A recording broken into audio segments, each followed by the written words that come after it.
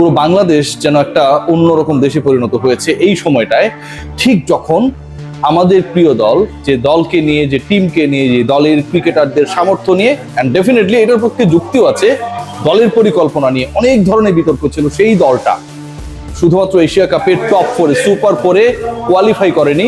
তাদের প্রথম ম্যাচে শ্রীলঙ্কার এগেনস্টে অসাধারণ জয় তুলে নিয়েছে।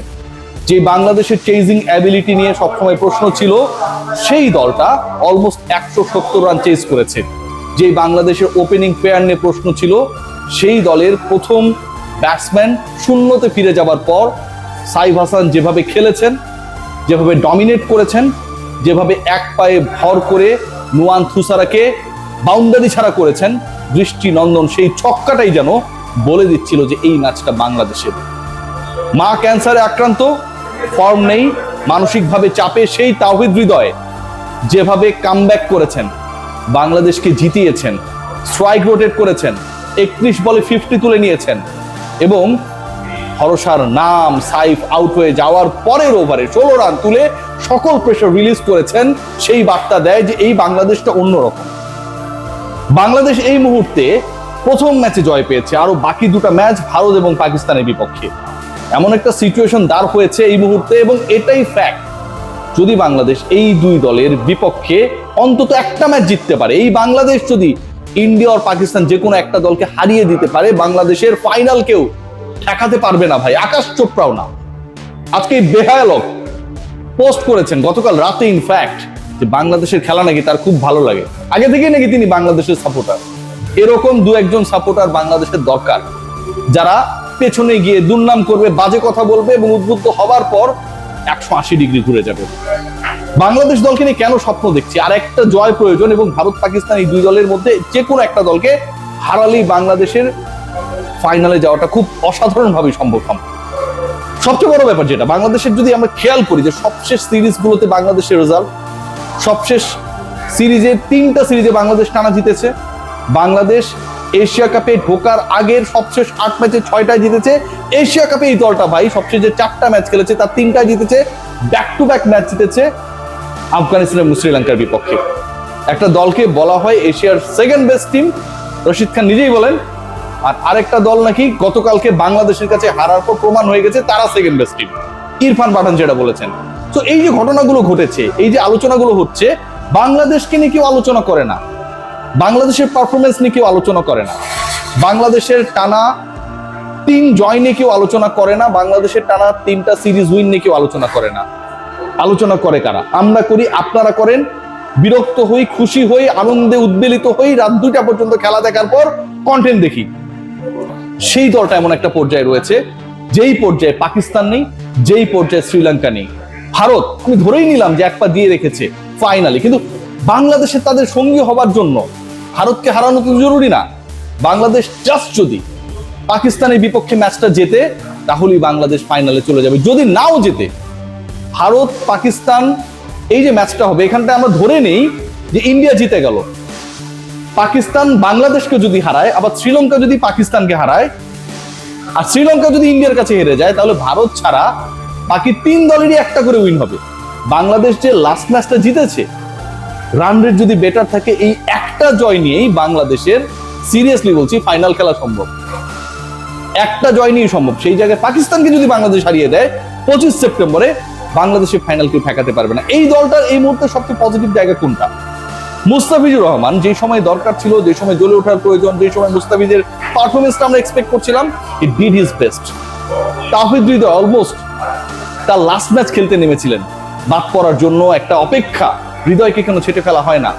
সেই হৃদয় যেভাবে ফিরে এসেছেন, যেভাবে বাউন্ডারি ওভার বাউন্ডারি মারিয়েছেন, যেভাবে প্রতিপক্ষের বোলিং অ্যাটাককে একদম চুরমার করে দিয়েছেন, 5th বোলিং অপশন নিয়ে যখন শ্রীলঙ্কা স্ট্রাগল করছিল, ঠিক ওই সুযোগটা আমরা গ্রহণ করেছি, যেই কাজটা বাংলাদেশের ক্রিকেটাররা অনেক সময় করতে পারে না। সাইফ হাসান নাম্বার 4-এ নাকি ওপেনিং এ, এই যে একটা বিতর্ক, ইমন কেন নেই, আমরা নিজেরাও আলোচনা করেছি।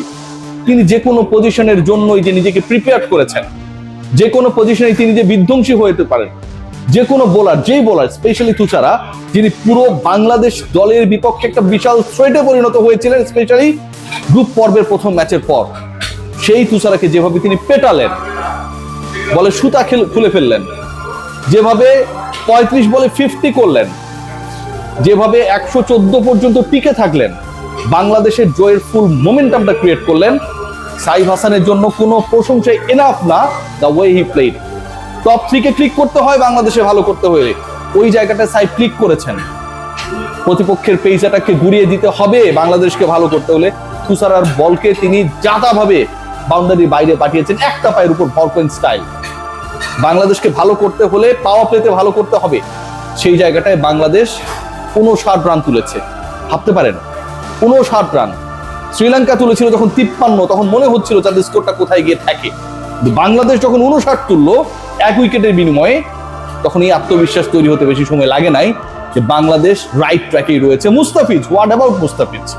যেই রানটা শরীফুল যেভাবে বদান্যতার সাথে হাজী মোহাম্মদ মহসিন হয়ে গেলেন, 4 ওভারে 49 রান দিলেন। এর আগের সবশেষ শ্রীলঙ্কার বিপক্ষে ম্যাচটা তিনি খেলেছিলেন, যেখানে 50 দিয়েছিলেন। অল্পের জন্য হাফ সেঞ্চুরি করতে পারলেন না আমাদের প্রিয় বোলার। সেই জায়গায় মুস্তাফিজ 19তম ওভারটায় যেভাবে চেক দিয়েছেন, 2টা উইকেট নিয়েছেন, যখনই পার্টনারশিপ ব্লো করছিল ঠিক তখনটাই তিনি অ্যাগ্রেসিভলি কামব্যাক করাচ্ছিলেন বাংলাদেশকে। এটার কি কোনো ব্যাখ্যা হয়?